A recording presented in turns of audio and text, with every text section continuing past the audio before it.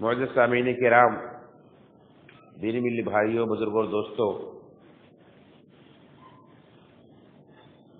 اس سے پہلے ایک خطبے میں تاریخ یہود اور فلسطین پر آپ نے سنا، اسی سلسلے کی اگلی کڑی لے کر آج کے خطبے میں حاضر ہوا ہوں، جس کا عنوان ہے اسرائیل کا قیام اور فلسطین۔ کہ کس طرح سے یہ یہودی دنیا میں در در کی ٹھوکریں کھاتے رہے اور آخر ایک سوچی سمجھی سازش کے تحت کس طرح سے عربوں کے پیٹھ میں خنجر گھونپ دیا گیا اور ارض مقدس میں اس ناپاک قوم یہود کے ملک کا قیام ہوا۔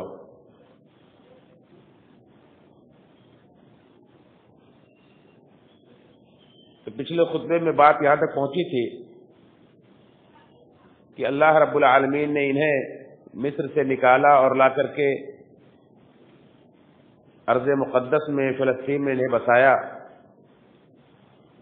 1400 سال تک یہ یہاں رہے، لیکن جب ان کی شرارتیں بڑھی تو اللہ رب العالمین نے انہیں مختلف مواقع پر تنبیہ کے لیے اور انہیں عبرت و نصیحت کے لیے اللہ رب العالمین نے ان پر جابر و ظالم قوموں کو مسلط کیا۔ اللہ رب العالمین نے اس کا تذکرہ قرآن کریم کے اندر سورہ بنی اسرائیل میں آیت نمبر 4 سے آیت نمبر 8 کے اندر کیا ہے۔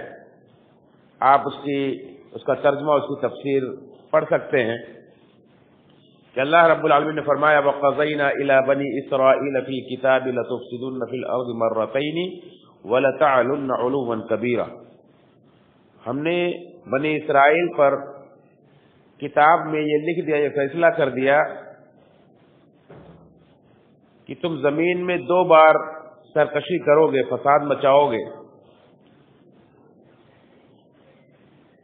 فَإِذَا جَاءَ وَعْدُ أُولَاهُمَا بَعَثْنَا عَلَيْكُمْ عِبَادًا لَنَا أُولِي بَأْسٍ شَدِيدٍ فَجَاسُوا خِلَالَ الدِّيَارِ۔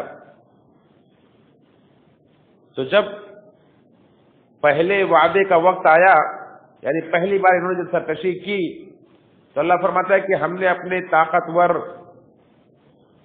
بندوں کو ان کے اوپر مسلط کر دیا، ان کے اوپر بھیج دیا، جو ان کے گھروں میں گھس گئے۔ اور یہ تو وعدہ اللہ رب العالمین کی طرف سے تھا، یہ پورا ہونا تھا، یہ وعدہ پورا ہوا۔ پھر اللہ رب العالمین نے دوبارہ سنبھلنے کا موقع دیا۔ ثم ردنا لكم الكرة عليهم وامددناكم باموال وبنين وجعلناكم اكثر نفيرا۔ پھر اللہ نے فرمایا کہ ہم نے دوبارہ تمہاری مدد کی اور تمہیں اولاد میں اور مال میں تمہیں بڑھایا، تمہاری تعداد کو بڑھایا۔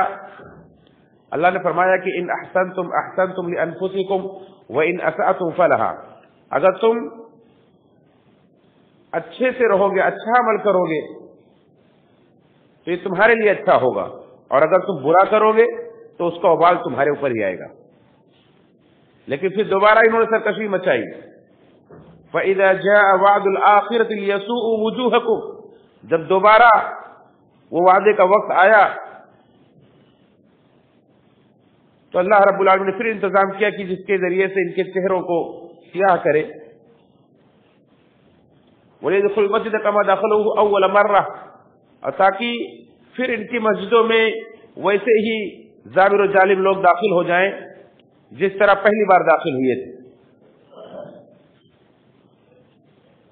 وَلِيَدْخُلُوا الْمَسْجِدَ كَمَا دَخَلُوهُ أَوَّلَ مَرَّةٍ وَلِيُتَبِّرُوا مَا عَلَوْا تَتْبِيرًا، اور ہر چیز کو تہس نہس انہوں نے کر دیا۔ اللہ رب العالمین نے پھر ایک آخری موقع کا ان سے وعدہ کیا، عَسَىٰ رَبُّكُمْ أَن يَرْحَمَكُمْ، امید ہے کہ اللہ تعالیٰ تمہارے اوپر ایک بار اور رحم کرے۔ وَإِنْ عُدْتُمْ عُدْنَا، اور اگر تم دوبارہ ویسے سرکشی کرو گے تو میں تمہارے ساتھ دوبارہ وہی معاملہ کروں گا۔ وَجَعَلْنَا جَهَنَّمَ لِلْكَافِرِينَ حَصِيرًا، اور काफिरों के लिए जहन्नम हमने ठिकाना बना दिया है। तो पहली बार बाबुल के बादशाह बुख्ते नसर ने इनके ऊपर हमला किया और इन्हें बुरी तरह से कत्ल किया। 6 लाख लोगों को कत्ल किया, 6 लाख लोगों को गुलाम बनाया, हैकले सुलेमानी को तोड़ दिया। लेकिन फिर अल्लाह रब्बुल आलमीन ने दोबारा मौका दिया, फिर से इन्होंने हैकले सुलेमानी को तामीर किया, फिर से बैतुल मक़दिस को आबाद किया, वहां फिर से आकर आबाद हुए।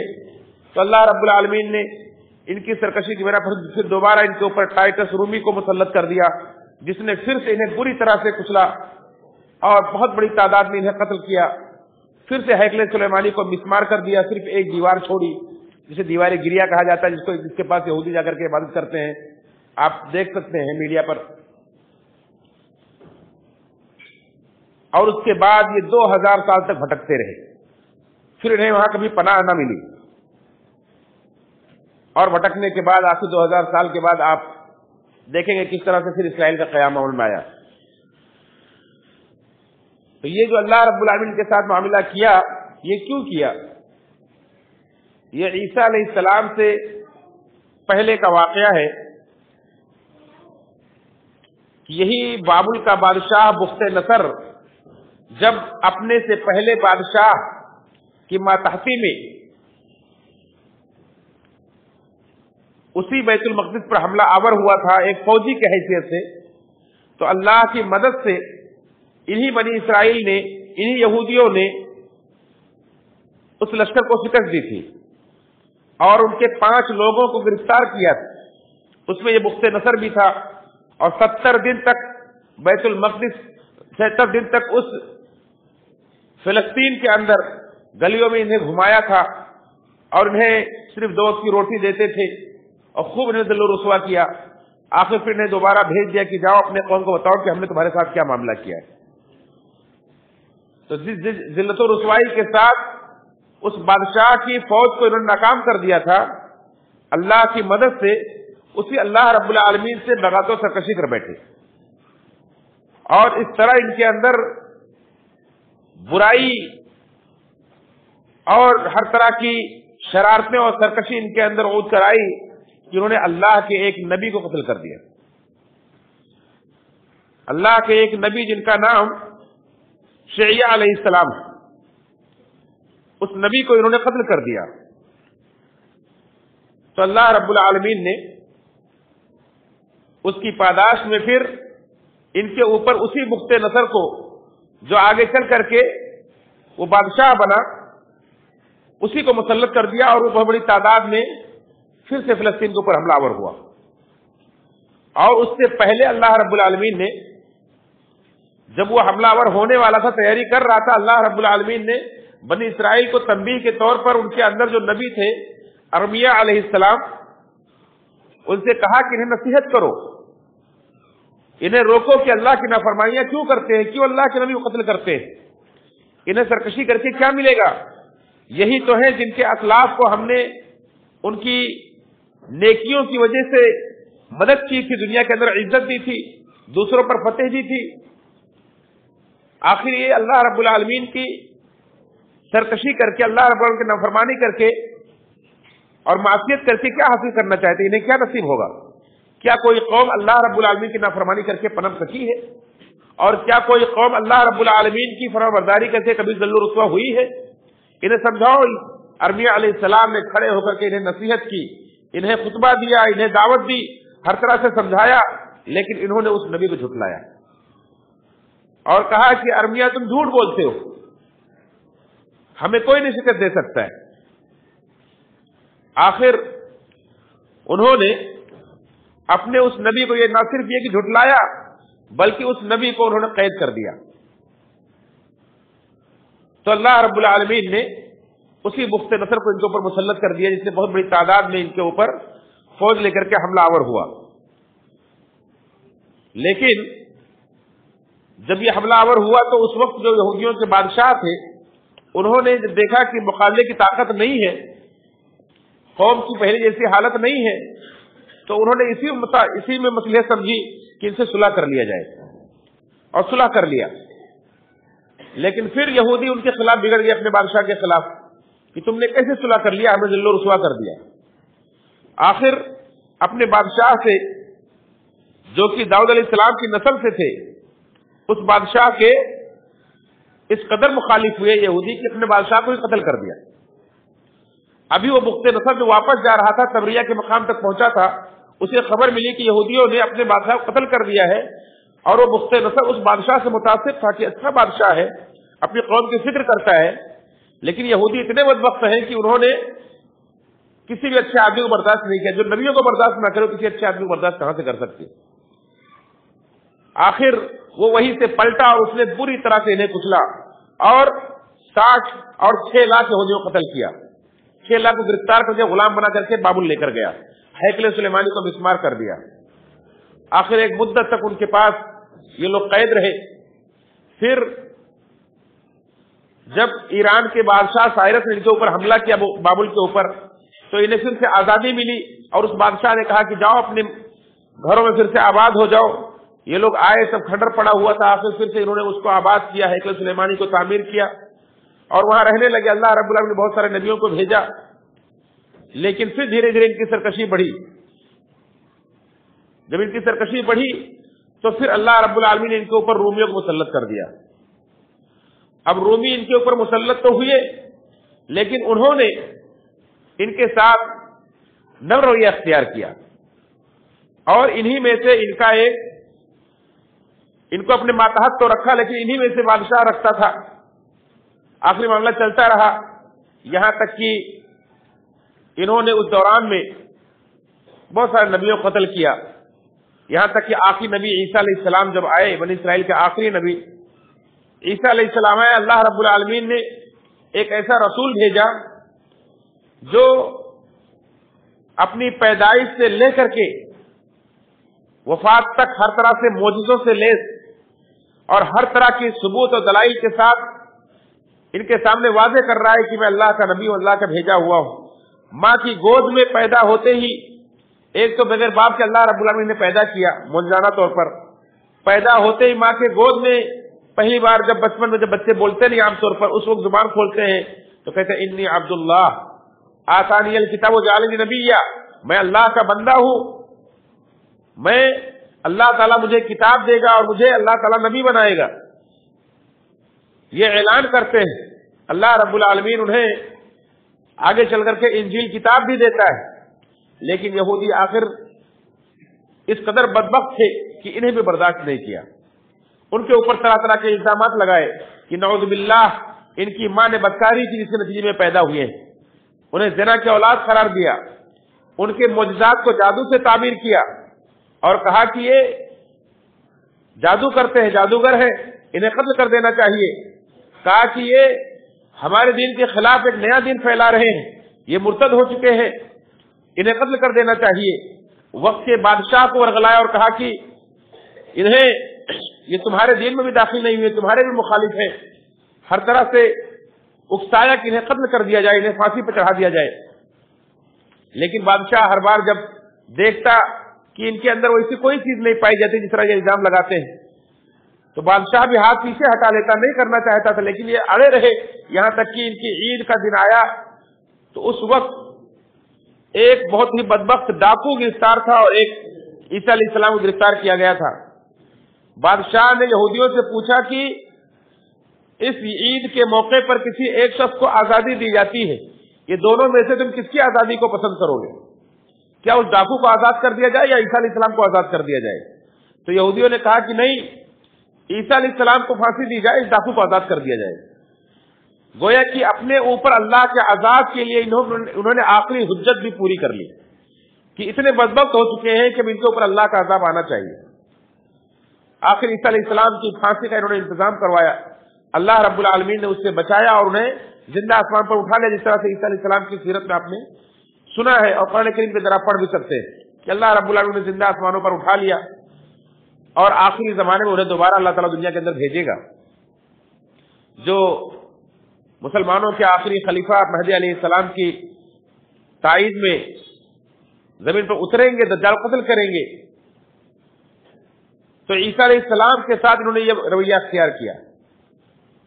پھر بھی اللہ رب العالمین نے ایک مہلت دی آگے چل کر کے انہوں نے عیسائیوں پر زندگی تنگ کی بادشاہ سے مل کر کے، اور پھر وہ وقت آیا کہ اپنی فطرت کے مطابق انہوں نے وقت کے بادشاہ سے جس کے ماتحت رہتے تھے اس سے بھی بغاوت کر لی، رومی سلطنت سے بھی بغاوت کر لی۔ تو رومی سلطنت نے کچلنے کے لیے اپنے ایک فوجی کمانڈر ٹائٹس کو ان کے اوپر بھیجا، اس نے بڑی سختی کے ساتھ انہیں کچلا اور بری طرح سے قتل کیا، بہت سارے یہودیوں کو قتل کیا، اور بہت سارے وہاں سے نکل کر کے دنیا کے اندر بکھر گئے۔ یہاں سے یہودیوں کا انتشار شروع ہوتا ہے۔ اس کے بعد سے یہودی کبھی متحد نہیں ہوئے، وہ جہاں جس کی سینگ سمائی وہاں بھاگ گئے، کچھ مصر کے اندر چلے گئے، کچھ اپنے ہندوستان کے اندر چلے آئے، کچھ مدینہ کے اندر گئے، کچھ حجاز میں گئے، ادھر ادھر بکھر گئے۔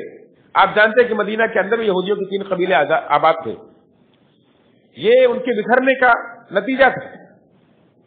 اور پھر ہیکل سلیمانی کو ٹائٹس جنرل نے اس نے پھر سے مسمار کر دیا، اور یہ دور چلتا رہا یہاں تک کہ آگے چل کر کے ایک بادشاہ جس کا نام قسطنطین تھا، اس نے عیسائی مذہب اختیار کر لیا، اور رومیوں کی سلطنت پوری عیسائیت میں بدل گئی، گویا کہ پورا روم عیسائی ہو گیا۔ اب عیسائیوں کو یہاں سے طاقت ملی تو انہوں نے بھی یہودیوں سے بھرپور بدلہ لیا، کہ جن کے نبی کو انہوں نے ناجائز اولاد قرار دیا تھا، جادوگر قرار دیا تھا، اور ان کے ذہنوں میں بات تھی کہ انہوں نے ہی ہمارے نبی کو پھانسی دیا ہے، انہوں نے صلیب پر چڑھایا ہے۔ بہت سارے عیسائی جہاں یہ مانتے ہیں کہ عیسیٰ علیہ السلام کو اللہ رب العالمین نے آسمان میں اٹھا لیا، وہی بہت سارے عیسائی یہ بھی مانتے ہیں کہ عیسیٰ علیہ السلام کو پھانسی پہ چڑھایا گیا، سنیچر کے روز وہ مر گئے، اس کے بعد پھر دوبارہ اتوار کو زندہ ہوئے، اور اس کے بعد اللہ نے آسمان پر اٹھایا۔ اس طرح سے مانتے ہیں، گویا کہ ان کے نظروں میں، ان کی ذہنوں میں بات تھی کہ ہمارے یہ مجرم ہیں، عیسیٰ علیہ السلام کے قاتل ہیں، اس لیے یہودیوں سے ان کی ہمیشہ دشمنی رہی۔ قرآن کریم کے اندر آپ جگہ جگہ پڑھیں گے کہ کس طرح سے یہود و نصارہ آپس میں ایک دوسرے کے دشمن ہیں۔ یہی وجہ ہے کہ انہوں نے ہمیشہ ان کو دبا کر کے رکھا اور انہیں اچھوت کی طرح سے رکھا۔ انہیں بازاروں میں، جب اپنی سلطنت میں جہاں بھی یہ رہتے تھے، انہیں اپنے بازاروں میں نکلنے کی اجازت نہیں دیتے تھے، ایک 4 دیواری بنا کر رکھتے تھے، اس کے اندر انہیں غلاموں کی طرح قید رکھتے تھے، انہیں ان کا ایک نشان بنا دیا تھا، اسٹار کا نشان جو ان کا یہودیوں کا ہے، یہ ان کے غلامی کی پہچان ہے۔ یہ اسی رومی سلطنت نے انہیں بنا کے رکھا، برٹش حکومت نے بنا کے رکھا کہ ان سے پہچانے جائیں کہ یہ یہودی ہیں۔ جو آج ان کے جھنڈے پر، ان کی ٹوپیوں پر ان کے نشان ہے، جو اسٹار کا نشان 7 کونے کا اسٹار جو بناتے ہیں یہودی، یہ وہی نشان ہے۔ یہ ان کے ہر کپڑے پر، ہر لباس پر ان کے گویا کہ یہ نشان رکھنا ان کے لیے ضروری ہو گیا تھا۔ اس طرح سے یہاں تک کہ دنیا کے اندر یہ جہاں بھی رہے، ان کی فطرت جو ہے شرارت و شرارت کرتے رہے، تھوڑے سے بھی کہیں ایک جگہ پر اکٹھے ہوئے تو یہ حکومت کے خلاف سازش کرنے میں مصروف ہو گئے۔ یہی وجہ ہے کہ ایک دور میں جرمنی کے لیڈر ہٹلر نے جب دیکھا کہ ہر فساد کی جڑ یہودی ہے تو بڑا سخت ان کے خلاف ہوا، اور اس نے ان کو بہت بری طرح سے ان کو کچلا، اور بہت بری طرح سے انہیں بہت بڑی تعداد میں مارا۔ 90 لاکھ اس وقت جرمنی کے اندر یہودی آباد تھے، 60 لاکھ یہودیوں کو اس نے اس طرح سے مارا کہ گیس کے چیمبر بنوائے، سب کو ایک جگہ پر ایک 4 دیواری کے اندر قید کر دیا، اور وہاں سے قید خانے سے کنٹینر کے کنٹینر بھر کے لاتے تھے، اس گیس کے چیمبر میں انہیں ڈال دیتے تھے، اور یہ دوسری طرف سے لکوڈ بن کر نکل جاتے تھے۔ اس طرح سے مردوں، عورتوں کو، بچوں کو اس طرح سے اس نے قتل کیا ہٹلر نے، جس کو ہولوکاسٹ کہا جاتا ہے، جو آج بھی یہودیوں کے لیے، یہودیوں کے چہرے پر بدنما داغ ہے۔ تو یہ ان کی شرارتیں تھی۔ آئیے دیکھیں کہ ان کی شرارتیں تھی کیا۔ قرآن کریم بھی ان کی بہت ساری شرارتوں کو بیان کرتا ہے۔ آپ قرآن کریم کا ترجمہ پڑھیں تو پتہ چلے گا کہ یہ کتنے بدبخت لوگ ہیں، ان کے اوپر اللہ کا عذاب ایسے نہیں مسلط ہوا ہے۔ اللہ رب العالمین نے ان کی گستاخیوں کو، ان کی بدماشیوں کو ذکر کیا ہے۔ یہ اس قدر گستاخ اور اس قدر متکبرانہ ذہنیت کے حامل ہیں کہ اللہ رب العالمین کے سامنے گستاخی کرتے ہیں۔ قرآن کریم گواہی دیتا ہے کہ یہودی کیا کہتے ہیں، ان اللہ فقیر ونحن اغنیاء، اللہ فقیر ہے، نعوذ باللہ ہم مالدار ہیں۔ یہ کتنا گستاخانہ جملہ ہے۔ قرآن کریم کے اندر یہ آیت موجود ہے، یہودیوں کا یہ جملہ قیامت تک کے لیے نقل کر دیا اللہ رب العالمین کہ ان اللہ فقیر ونحن اغنیاء. کہیں کہتے ہیں ید اللہ مغلولہ، اللہ کے ہاتھ تو بدھے ہوئے، اللہ کہاں سے خرچ کرے گا؟ اس لیے اللہ اپنے بندوں سے قرض مانگتا ہے. جو اللہ تعالیٰ اپنے بندوں کو خرچ کرنے کا حکم دیتا ہے تو اس کو اس طرح سے تعبیر کرتے ہیں. اللہ رب نے کہا، جواب دیا کہ ان سے کہو کہ بل ید اللہ مبسوطتان، اللہ رب کے دونوں ہاتھ کھلے ہوئے ہیں، ينفق کیف یشاء، اللہ جیسے چاہتے ہیں اسے خرچ کرتا ہے. جب سے دنیا بنی اللہ تعالیٰ خرچ کرتا چلا رہا ہے سارے بندوں پر، اور اس کے خزانے میں ذرہ برابر بھی کمی نہیں ہوئی. تو اس طرح سے اللہ کی شان میں گستاخی کرتے ہیں، رسولوں کی شان میں گستاخی کرتے ہیں.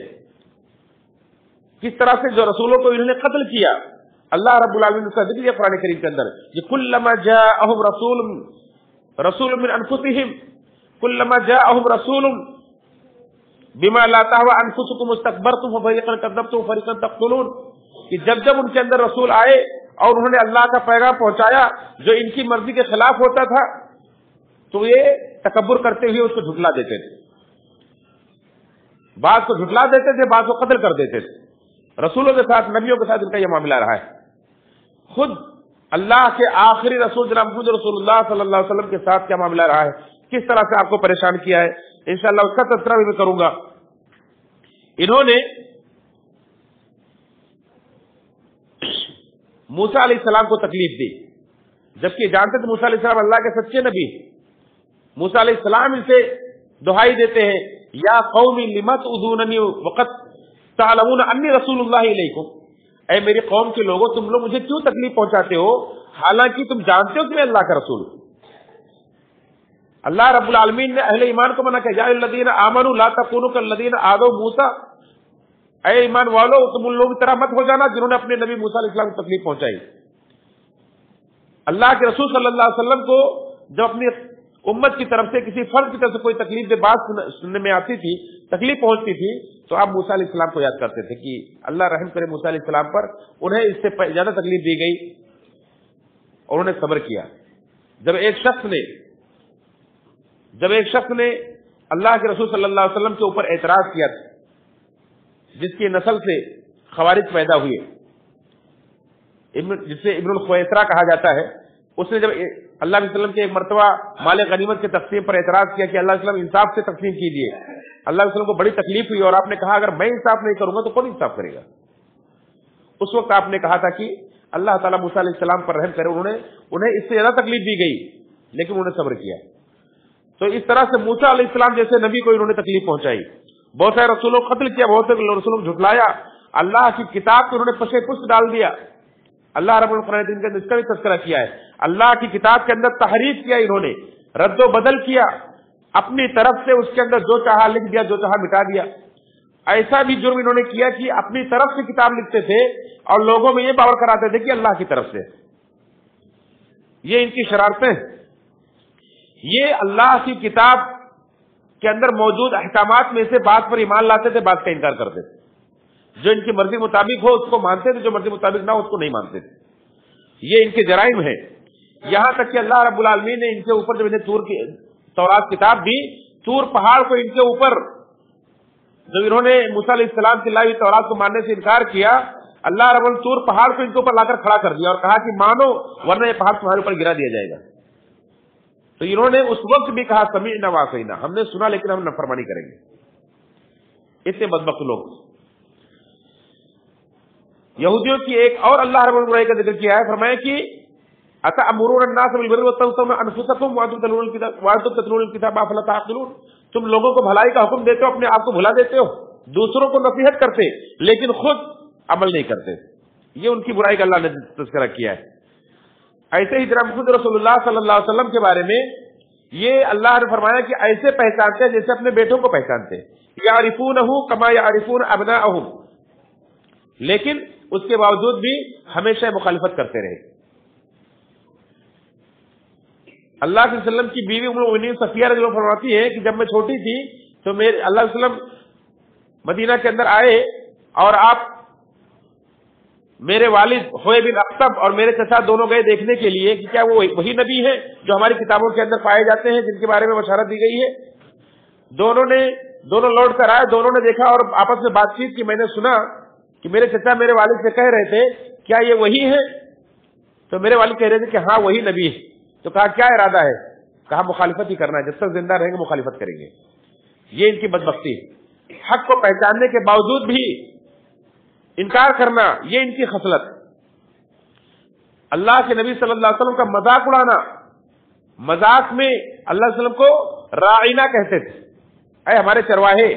अल्लाह रब्बुल आलमीन ने मुमिनों को मना कर दिया कि ऐसा लफ्ज इस्तेमाल मत करो जिससे अल्लाह वसल्लम की शान में गुस्ताखी होने का चांस मिले किसी को।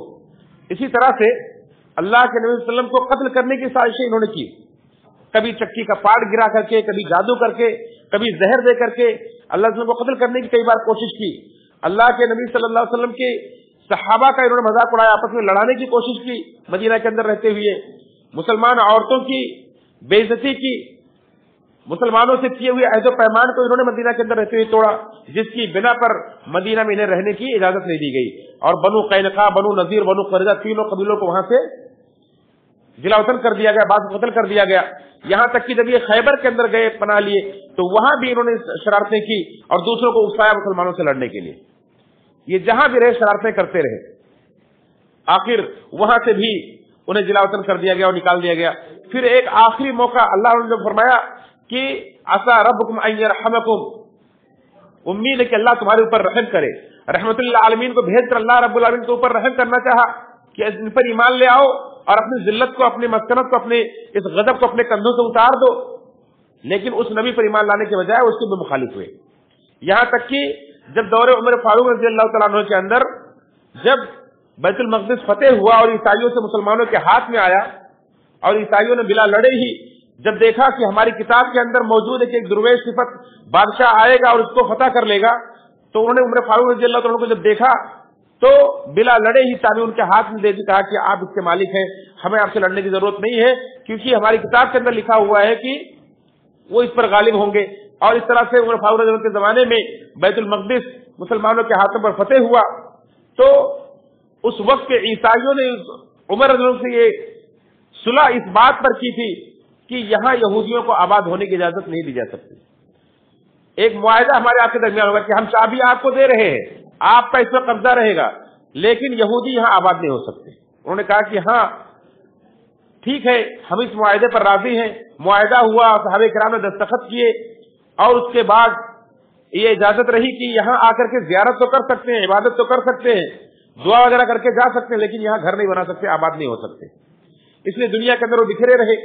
यहां तक कि मुसलमानों की आखिरी खिलाफत उस्मानिया के दौर में जब जंगें शुरू हुई, जंग अजीम अव्वल जब शुरू हुई सन 1914 से लेकर सन 1918 तक, तो उसमें जब खिलाफत उस्मानिया कमजोर हो गई तो ब्रिटिश हुकूमत का फिलिस्तीन पर कब्जा हो गया और उस वक्त इन्हें मौका मिला कि ये फिलिस्तीन में आबाद होने की कोशिश करें। चुनांचे ब्रिटिश को इन्होंने अपने अंडर में लेकर के उससे सिफारिश करके यहाँ इन्होंने आबाद होने की कोशिश की। पहले खिलाफत उस्मानिया के दौर में खलीफा अब्दुल हमीद सानी से इन्होंने बड़ी कोशिश की, उन्हें बड़ी लालच दी कि हम आपको बहुत सारे रुपए देंगे, क्योंकि दुनिया के अंदर उस वक्त यहूदी पैसे में सबसे आगे थे। जो मुल्की बैंकिंग का निजाम इनके हाथ में था, जो दुनिया के अंदर तजारतें होती थी वो सब इनके हाथ में था, ये बड़े मालदार थे। और साथ ही यूरोप का पूरा मीडिया पर इनका कब्जा था, सहाफत पर इनका कब्जा था। और इसी तरह से ये जंग अजीम अव्वल के अंदर चूंकि इन्होंने ब्रिटिश का सपोर्ट किया था, इसलिए ये उनके हमदर्द भी हो गए थे और उन ईसाइयों ने इन्हें माफ भी कर दिया था कि हम जो तुम्हें ईसा अलैहिस्सलाम का कातिल मानते हैं वो सजा हम तुम्हें माफ करते हैं, और माफ कर दिया था, इन्हें पनाह दे दिया था अपने यहाँ।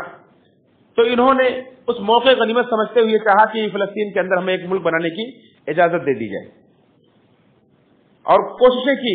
लेकिन जब तक अब्दुल हमीद सानी जिंदा रहे ये लाख कोशिशें करते रहे और कहा कि हम आपको 300 मिलियन सोने के लेरे आपको हम देंगे, आप हमें यहाँ जमीन खरीदने की इजाजत दे दीजिए। तो उन्होंने कहा कि नहीं, मैं मुसलमानों का 30 साल से खलीफा रहा हूं और मैं मुसलमानों की इस्लाम की मैंने खिदमत की है, मैं इस पर धप्पा नहीं लगाऊंगा। जो उमर फारूक रज़ियल्लाहु अन्हु ने मुआहिदा किया था اس پر میں قائم رہوں گا، تمہیں 1 انچ زمین خریدنے کی اجازت نہیں دوں گا، چاہے تم مجھے دنیا کے برابر سونا لا کر کے دے دو، چاہے میرے جسم کے ٹکڑے ٹکڑے کر دو۔ آخر ہر طرح سے انہوں نے لالچ دی اور کہا کہ جنگ کے دوران جو آپ مقروض ہو گئے بینکوں کے وہ قرضہ بھی آپ سے معاف کر دیں گے۔ کہا نہیں، کوئی بھی حالت پیش آ جائے لیکن میں تمہیں اجازت نہیں دوں گا۔ جب یہودیوں نے سمجھ لیا کہ اب لالچ سے انہیں زیر نہیں کیا جا سکتا ہے تو ان کے خلاف ایک سازش کی اور بگڑے ہوئے لوگوں کو لے کر کے انہوں نے ایک تنظیم بنائی، جمیعت الاتحاد و ترقی، اور اس میں مصطفیٰ کمال پاشا جو بعد میں مصطفیٰ کمال اتا ترک بنا، جس نے خلافت کو ختم کیا اور ترکی جمہوریت کی بنیاد رکھی، اس کو لے کر کے انہوں نے حکومت کے خلاف سازش کی، ان کو خلافت سے سبکدوش کیا، اور اس طرح سے پھر دوسری جنگ بھی پیش آئی جس کی بنا پر اس سے پہلے جب یہ اس کے خلاف سازش بھی کر کے انہیں خلیفہ کو معزول بھی کر دیا، اور ادھر برٹش حکومت کے اوپر دباؤ ڈالا۔ برٹش حکومت نے بھی انہیں دوسری جگہ پر جگہ دینے کے لیے راضی ہوئی، لیکن تیار نہیں، انہوں نے کہا نہیں، ہمیں ہمارے ہی زمین میں فلسطین میں چاہیے۔ آخر 1917 کے اندر برٹش حکومت نے اپنے ایک گورنر جس کو بلفور کہا جاتا تھا، اس کے پہلے سے سفارش کیا ہوا ایک لیٹر موجود تھا جس کو برٹش گورنمنٹ نے نظر انداز پہلے کر دیا تھا، اس نے بعد میں اجازت دے دی کہ یہاں تم زمین خرید سکتے ہو اور یہاں آباد ہو سکتے ہو۔ آخر وہاں سے وہ آ کر کے ساری دنیا سے ہجرت کر کے آ کر کے آباد ہونے لگے اور زمینیں خریدنے لگے۔ اب وہاں کے عوام بھی جب دیکھے کہ ہماری زمین دگنا تگنا قیمت پہ مل رہی ہے، لوگ بیچنے بھی لگے، اور خلافت کے کمزور ہوتے ہی مسلمانوں کے اندر وہ دینی حمیت و غیرت بھی نہیں رہ گئی۔ برٹش کا قبضہ ہو گیا جنگ عظیم اول کے بعد فلسطین کے اوپر، انہیں موقع مل گیا اور انہوں نے زمینیں بڑی تعداد میں خریدنا شروع کی، وہاں آباد ہونے لگے، یہاں تک کہ دھیرے دھیرے کافی یہودی وہاں آباد ہو گئے۔ اور پھر جب دوسری جنگ عظیم ہوئی سن 1939 سے لے کر سن 1946 تک دوسری جنگ عظیم ہوئی، تو اس کے اندر برٹش حکومت جب کمزور ہوئی اور وہ فلسطین سے اپنا قبضہ اس کو اٹھانا پڑا، تو اس وقت گویا کہ اس نے جاتے جاتے سن 1948 کے اندر اقوام متحدہ کی طرف سے اعلان کر دیا گیا، اسرائیل کے ملک کو تسلیم کر لیا گیا دنیا کے پیمانے پر، کہ یہودیوں کا ملک اسرائیل فلسطین کے اندر یہ تسلیم کر لیا گیا۔ اب عرب ملکوں کے اندر بے چینی پیدا ہوئی کہ کس طرح سے برٹش جاتے جاتے، جس طرح سے اسی وقت جب برٹش کمزور ہوا تو ہندوستان سے بھی چھوڑ کر کے بھاگا، لیکن جاتے جاتے یہاں بھی ہندو مسلم کو آپس میں لڑا کر کے گیا، ویسے ہی فلسطین سے جب اس نے اپنا قبضہ اٹھایا تو وہاں بھی جاتے جاتے فلسطین کے پیٹھ میں یہود کا خنجر گھونپ کر کے چلا گیا، اور 1948 کے اندر یہ اعلان کر دیا گیا کہ اسرائیل ملک یہ یہودیوں کے لیے ہے، ساری دنیا سے سفارت کاری کے لیے کوششیں جاری ہو گئی۔ اس کے بعد عرب کے اندر خلبلی مچی کہ کس طرح سے پوری دھاندلی کے ساتھ اور زور زبردستی کے ساتھ ناجائز طریقے سے اسرائیل کو یہاں لا کر کے بسا دیا گیا اور قائم کر دیا گیا، یہ تو بہت بڑے فسادی ہے، فساد کی جڑ ہے، اور اس کو ختم کرنے کے لیے ہر طرح کی کوششیں کی گئی۔ لیکن جب جنگ کی گئی سن 1948 میں، سن 1953 میں، 60 میں، 70 میں، جب بھی عربوں نے جنگ کی تو یہ برٹش کی مدد سے اسرائیل آگے بڑھتا چلا گیا اور فلسطین کے بہت سارے علاقوں پر قبضہ کرتا چلا گیا، یہاں تک کہ یہ جب دیکھا کہ برٹش کمزور ہو گیا اور امریکا سپر پاور بن کر ابھر رہا ہے تو امریکا کے ساتھ انہوں نے اپنے وہی تعلقات بحال کیے اور اس کا سپورٹ لے کر کے یہ آج تک فلسطین کے مسلمانوں کے لیے اذیت کا سبب بنے ہوئے ہیں، اور جیسا کہ آپ دیکھ رہے ہیں کہ پورا کا پورا غزہ انہوں نے اپنے قبضے میں لے لیا ہے، اور ایسا محسوس ہوتا ہے کہ اللہ رب العالمین نے گویا کہ ان کے آخری انجام کو پہنچانے کے لیے وہاں انہیں جمع کر دیا ہے، اور ابھی تازہ رپورٹ کے مطابق انہوں نے شام پر بھی حملہ کیا، اور اس طرح سے یہ پھیلنا چاہتے ہیں، یہ چاہتے ہیں کہ پورا شام، پورا یہ فلسطین اور پورا عرب ان کے انڈر میں آ جائے، اور جہاں جہاں تک یہ آباد سے پہلے ان علاقوں میں وہ سب ملا کر کے ایک بڑا اسرائیل بنائے۔ لیکن اللہ رب العالمین نے بھی ایک پلان تیار کیا ہے، ان کا بھی ایک پلان ہے۔ اللہ رب کا پلان یہ ہے کہ اللہ تعالیٰ اپنے بندوں میں سے، مومن بندوں میں سے امام مہدی علیہ السلام کو بھیجے گا، اور اس کے بعد عیسیٰ علیہ السلام کا نزول ہوگا، اسی شام کی سرزمین پر ایک بڑی جنگ ہوگی اور بہت بڑی تعداد میں وہاں خوریزی ہوگی، عیسائیوں سے مسلمانوں کی جنگ ہوگی، اور اس کے بعد عیسیٰ علیہ السلام کا نزول ہوگا، دجال کا ظہور ہوگا، اس کا قتل ہوگا، اور اس کے بعد یہودیوں کو بڑی تعداد میں وہاں قتل کیا جائے گا، یہاں تک کہ کوئی یہودی نہیں بچے گا۔ ایک پتھر کے پیچھے بھی اگر چھپا ہوگا، پیڑ کے پیچھے بھی چھپا ہوگا، تو وہ بھی گواہی دے گا کہ اے مسلمان آؤ میرے پیچھے یہاں یہودی چھپا ہے، اسے قتل کرو۔ گویا کہ اپنے آخری ٹھکانے، آخری مقام پر جمع ہو گئے ہیں۔ یہ کتنی بھی سازشیں کریں لیکن اللہ رب العالمین دنیا کے اندر پنپنے نہیں دے گا، کیونکہ اللہ کے غضب کو لے کر کے یہ گھوم رہے ہیں۔ اور انہوں نے اللہ رب العالمین کا وہ آخری موقع بھی جو محمد رسول اللہ صلی اللہ علیہ وسلم کو بھیج کر اللہ رب العالمین نے موقع دیا تھا کہ یہ ان پر ایمان لا کر کے اپنے اوپر اس غضب کو ہٹا سکتے ہیں، لیکن اس کو بھی انہوں نے کھو دیا ہے۔ اور یاد رکھیں اللہ رب العالمین کے فیصلے پر کوئی بھی دنیا کے اندر غالب نہیں آ سکتا ہے۔ اللہ رب العالمین سے دعا ہے رب العالمین ہم سب کو صحیح معنوں میں ان قرآنی اور تاریخی واقعات سے نصیحت حاصل کرنے کی توفیق فرمائے، اور اللہ تعالیٰ ہمیں ان قوموں کے نقش قدم پر چلنے سے بچائے جن پر اللہ کا غضب نازل ہوا، جو گمراہ ہو گئے۔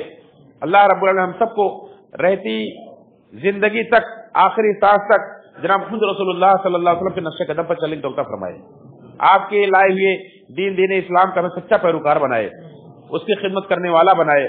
رب العالمین ہم سب کو دنیا آخرت میں سرخروئی عطا فرمائے، اور اللہ رب العالمین سب کو دنیا آخرت کے ہر ذلت سے، ہر عذاب سے محفوظ فرمائے۔ آمین تقبل یا رب العالمین۔ ان اللہ وملائکته یصلون علی النبی یا ایھا الذین آمنوا صلوا علیہ وسلموا تسلیما۔ اللهم صل علی محمد وعلی محمد کما صلیت علی ابراہیم وعلی ابراہیم انک حمید مجید۔ اللهم بارک علی محمد وعلی محمد کما بارکت علی ابراہیم وعلی ابراہیم انک حمید مجید۔ عباد اللہ رحمکم اللہ، ان اللہ یأمر بالعدل والإحسان وإيتاء ذي القربى وينهى عن الفحشاء والمنكر والبغي يعظكم لعلكم تذكرون۔ اذكروا الله يذكركم وذكر الله أكبر۔